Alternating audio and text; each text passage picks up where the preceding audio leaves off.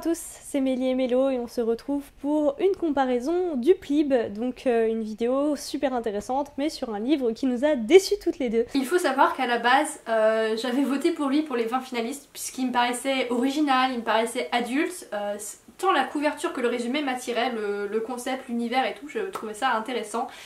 Et malheureusement j'ai dû l'abandonner, donc c'est assez rare que j'abandonne, des fois je persiste. Et là j'ai vraiment pas pu y retourner, c'était pas possible, donc c'est pour vous dire à quel point j'ai pas accroché. On vous parle de la Cité des Chimères, vous l'avez vu sur la miniature et dans le titre. Pour ma part, je me suis accrochée, j'ai persévéré. Tant et si bien que ben voilà, je l'ai terminé enfin et on peut vous faire une comparaison. Et du coup je m'étais dit que si Mélie le finissait et me disait que ça valait le coup, je le recommencerais, mais bon bah vous l'aurez compris, ça ne valait pas le coup. On va quand même commencer par quelque chose d'un peu près positif puisqu'il s'agit de l'univers. L'univers est très très sympa, il faut le reconnaître, c'est original, enfin original. Oui et non, on est en fait dans un monde qui qualifie le nôtre de ancien monde. C'est un monde qui a subi toutes les catastrophes dues aux activités humaines, c'est pas exactement précisé quel type de catastrophe, et on comprend en fait qu'ils ont décidé un peu de repartir sur de bonnes bases en laissant la place à la nature, aux animaux, que tout soit entremêlé bien joyeusement, avec des activités humaines d'ailleurs qui ne sont pas précisées, là je suis en train d'y repenser, on sait pas trop ce qu'ils font de leur journée, hein, les hommes en question, mais en tout cas tout ce qui est industriel et tout, a priori ça n'existe pas. Et on rajoute à ça des créatures un peu sympas qui sont des chimères, même si là c'est quand même le nom finalement, la Cité des Chimères, je suis en train de me dire. On en voit une, on a un chapitre qui concerne vraiment ce qui s'est passé avec les chimères, mais sinon c'est un peu le gros mystère du truc et on en entend... Enfin, c'est mystérieux, c'est secret, donc finalement on n'en sait pas beaucoup plus là-dessus. Il est vrai que l'univers aurait pu être assez sympa et assez intéressant, mais malheureusement les descriptions de cet univers ont fait que j'ai pas pu continuer. Pour vous illustrer un petit peu mon ressenti, j'ai trouvé que l'écriture était particulièrement scolaire, qu'elle était brute et qu'elle n'avait rien de particulièrement agréable. J'avais l'impression que l'écrivaine prenait un objet et se disait bon bah maintenant faut que je le décrive, voilà là le personnage est dans une pièce, je vais la décrire. On suit un chemin, je vais décrire. Et voilà, donc c'est assez brut, c'est bien cadré. C'est pas du tout ce que j'aime lire, donc peut-être que des personnes pourraient aimer, mais voilà, avec moi ça ne l'a pas fait. Ce que j'ai trouvé le plus agaçant, c'est que par exemple quand l'héroïne prend un chemin, l'écrivaine décrit absolument tout le chemin qu'elle prend, la moindre ruelle, et j'ai trouvé ça pas forcément nécessaire et pas du tout intéressant, surtout avec une plume pas très agréable. Je pense que j'ai lu des romans avec de très grandes descriptions, de très longues descriptions qui décrivaient absolument tout, même les objets les plus inutiles, et que ça ne m'a pas dérangée parce que la plume à côté était jolie, voilà, déliée, etc. Et là ce n'était pas le cas. Je dois rejoindre Mélo sur ce point-là, j'ai eu beaucoup de mal avec... Ah, je saurais pas dire si c'est exactement la plume ou la narration. Sur ce qui est la partie description, très certainement les descriptions sont pas particulièrement agréables, pas particulièrement jolies.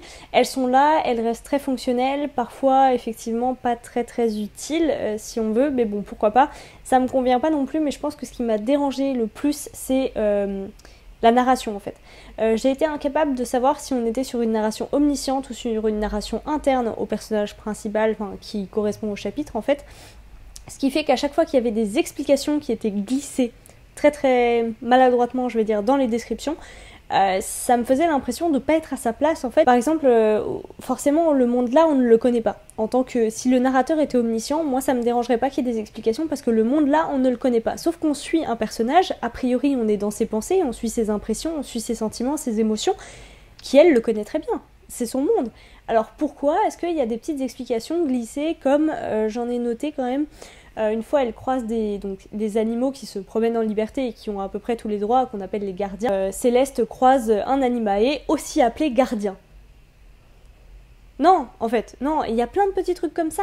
À un moment donné, elle décrit Septentria, donc qui est la citadelle du savoir, on va dire, très secrète et au centre de toute cette histoire, au début.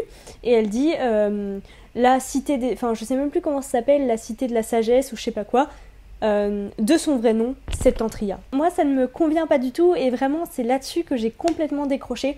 C'est toute la façon, et il y a les mêmes types d'explications pour la politique, pour les différents postes dans la société, les guildes et les chi. Les chi qui sont comment dire, la force interne des gens, un peu leur destin, leur pouvoir, c'est même pas trop clair parce que malgré toutes les explications maladroites qu'on retrouve dans ce roman, je trouve qu'il n'y a pas d'explication sur ce qui est vraiment important en fait.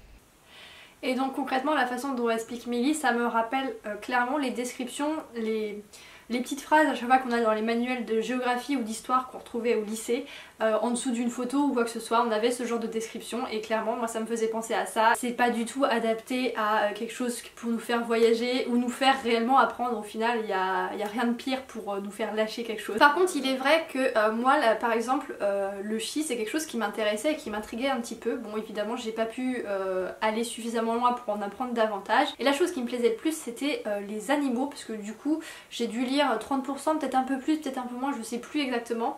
Et donc j'ai déjà croisé pas mal d'animaux et je trouvais ça plutôt intéressant. Et il est vrai que du côté de l'univers, j'aimais plutôt bien la ville puisqu'elle est clairement inspirée de Londres, donc elle s'appelle toujours London ou Londres, je ne sais pas. London. London, ouais.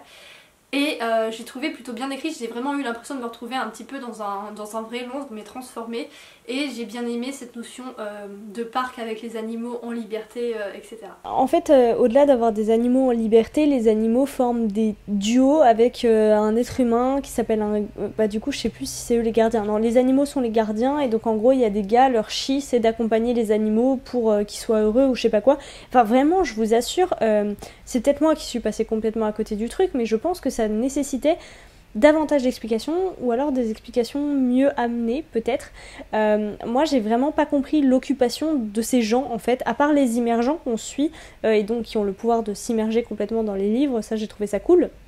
Et je trouve que tout le concept qui est amené autour, c'est-à-dire la façon dont ils ont besoin de se lever plus souvent parce que du coup ils ont une vie qui les force à rester amorphes la plupart du temps, enfin voilà, c'est vraiment bien pensé autour de ça, il n'y a pas trop de détails qui sont laissés au hasard, mais tout le reste en fait, bon, il y a les marchands, on comprend qu'ils vendent des trucs, et le reste de la population, je ne sais pas ce qu'ils font, mais vraiment, et ça je trouve ça très dommage. Après c'est pas le sujet du livre, mais du coup, je trouve que l'univers est à la fois pas assez développé, il y a certains moments où c'est un peu le flou total, et justement la partie du chi qui est quand même assez originale, même si moi personnellement j'aime pas l'idée d'un chemin de vie et d'un destin, c'est pas d'une mission sur Terre, moi c'est des trucs, j'aime pas du tout l'idée, je trouvais que c'était pas assez expliqué. On rajoute à ça des petits soucis de vocabulaire, des petits trucs qui apparaissent comme ça et qui veulent dire l'inverse de ce qu'ils voulaient dire vraiment, ou alors c'est moi qui ai vraiment rien compris, mais bon quand même, et moi ça me faisait un petit peu mal, et donc en gros ce que moi je dirais c'est que le tout est pas clair, voilà, pas clair.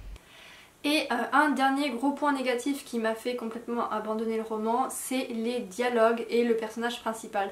Les dialogues, je les ai trouvés creux, barbants et relativement inutiles, enfin en tout cas les dialogues du début, je ne sais pas pour la suite. Et l'héroïne m'a juste agacée. Au début je l'ai trouvée très nunuche, hein, je suis désolée. Je me suis dit que peut-être elle allait évoluer par la suite, mais bon je ne peux pas trop vous en parler. Je pense qu'effectivement elle s'améliore par la suite, elle prend un peu son rôle à bras le corps et voilà, mais c'est vrai qu'il y a tout un passage juste après que Mélo ait arrêté, je me dis heureusement qu'elle a pas été plus loin parce que sinon elle aurait essayé de la tuer à travers les pages, tu vois. Vraiment elle devient mais ouais complètement nunuche, mais alors là vraiment. Après je trouve que par la suite c'est un peu mieux, on va dire. Et par contre, je rejoins tout à fait Mélo sur les dialogues, en particulier ceux du début, donc ceux qu'elle a lus, sur toute la partie avec Céleste qui découvre qu'elle est une immergente, tout ça, et toute la partie entre Calissa et Wood, donc le président de London, qui lui donne une mission un peu, voilà. On sent qu'il y a un effort pour faire des dialogues un peu stylés, sauf que très vite, en fait, ça tombe dans le cliché et c'est très creux. Je comprends que Mélo ait eu du mal et qu'elle ait abandonné parce que moi c'est vraiment le début, les 30 premiers pourcents, waouh, ça a été très dur. Et à côté de ça, je vais quand même finir par un point positif, c'est que les personnages secondaires sont plutôt intéressants. Donc c'est Calissa, je l'ai rencontrée assez peu finalement puisqu'elle apparaît pas tout de suite dans les 30 premiers pourcents. Mais voilà, j'ai trouvé qu'elle avait quelque chose un petit peu d'accrocheur, donc j'aurais presque pu continuer pour elle. Effectivement, je trouve que les personnages secondaires sont vraiment bien trouvés, ils ont une mission à part, mais en parlant de leur mission, du coup, je peux venir vous parler du scénario, que j'ai trouvé plutôt ok, en soi, je trouve que c'est pas mal amené, je me dis, bon, pourquoi pas, Calissa va se servir un petit peu de Céleste, il y a une côté manipulation, mais il y a l'empathie qui va avec, c'est une mission du gouvernement contre ses ennemis, enfin, non, franchement, je me dis, le scénario est ok. Mais il m'a donné l'impression vraiment d'être un prétexte pour faire découvrir aux gens l'univers et je trouve ça un petit peu dommage. Par rapport à la narration, je vous ai pas parlé d'un truc qui moi m'exaspère profondément dans beaucoup de romans que je lis, ce sont les facilités qui sont prises et qui ont du coup peu de cohérence. Et qui sont parfois pas réalistes en fait, juste parce que du coup dans ce monde il n'y a plus de transport avec le chemin de fer, voilà, parce que a priori avec la révolution industrielle c'est un peu ça qui a mis l'humanité dans la merde, donc maintenant ils font attention. L'héroïne nous dit quand même que ça dérange absolument personne de traverser une ville, de faire des heures et des heures de marche juste pour traverser une ville pour le plaisir. Non, la réalité c'est que personne ne fait ça. Si t'as pas une très très bonne raison. Et de la même manière, elle croise un ours gigantesque dans la rue qui vient se frotter contre ses jambes. Voilà, c'est des petits exemples, je trouve pas ça réaliste et du coup à chaque fois je décroche et je suis là en mode mais non, si le personnage est capable de faire un truc comme ça ou de dire un truc comme ça, c'est qu'il y a un truc qui va pas. Je vais quand même refaire un petit point sur les points positifs avec l'univers qui est très sympa, certains chi qui sont sympas, la mission qui est plutôt ok, les petites manipulations qui passent bien aussi, franchement c'est pas mauvais, mais c'est très très dur d'accrocher, le début est très lent et alors la fin, mais quelle déception, mais quelle grosse déception. Je pense que si on s'était arrêté genre 10 ou 20 pages avant, ça aurait été très très bien. Ça aurait été une lecture qui serait passée tranquille, bon, rien d'exceptionnel, mais très bien. L'auteur s'est dit, on va faire un petit retournement de situation pour faire croire à tout le monde qu'ils ont raté un truc et que en fait les personnages ils sont super plus intelligents que ce qu'on imaginait. Et là je me suis dit, ouais mais non. En fait, non. C'était un dernier retournement que j'ai trouvé pas ouf. Je pense qu'il y avait moyen de faire quelque chose de vraiment très bien avec ce concept de l'ancien monde, ce concept des chi. Voilà, il y avait énormément de potentiel. Là où je dis c'est ok, c'est aussi parce qu'on peut le lire comme un one-shot, donc c'est pas une série. Enfin, a priori, en tout cas, c'est pas parti pour être une série de 20 tomes. Après, dans ce cas-là, si c'est un one-shot, je trouve que l'univers est pas assez développé, parce qu'un truc aussi sympa, ça pourrait être un peu plus développé. Et par contre, il y a aussi une porte ouverte pour une suite. Très certainement, s'il y a une suite, je ne la lirai pas. Donc voilà, on a fini, on a dit tous les points négatifs et les points positifs, parce qu'il y en a quand même, c'est une bonne chose. Comparé par exemple à ma présentation de Vers de Lierre, où j'ai eu du mal à trouver des points positifs. Malheureusement, on ne l'a pas apprécié ni l'une ni l'autre. Par contre, j'ai trouvé sur les réseaux sociaux beaucoup de personnes pour qui ça avait été carrément un coup de cœur. Donc je n'ai toujours pas tout à fait saisi pourquoi. Tout ça pour dire que ce roman peut être tout à fait apprécié par des lecteurs. Donc si vous l'avez dans votre pile à lire, ne vous inquiétez pas, peut-être qu'il vous plaira. C'est vraiment notre ressenti personnel.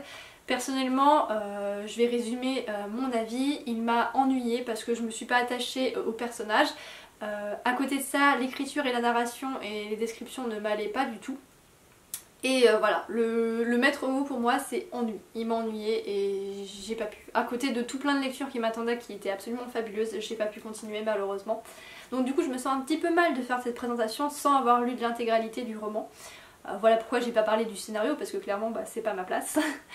Mais voilà, dans le cadre du clip, il est important que je vous parle de ce roman, donc d'où ma présence dans cette comparaison. N'hésitez pas, vous, si vous l'avez aimé, à nous dire dans les commentaires pourquoi. Vraiment, dites-nous, parce que peut-être qu'on est passé à côté d'un truc, peut-être qu'il y a un message qu'on n'a pas trop compris, ou tout simplement que l'écriture, ce type d'écriture-là vous plaît. Franchement, dites-nous pourquoi et expliquez-nous. Voilà, on veut comprendre qu'est-ce qui peut vous plaire, moins vous plaire, voilà, c'est ça qui est intéressant dans ce genre de discussion.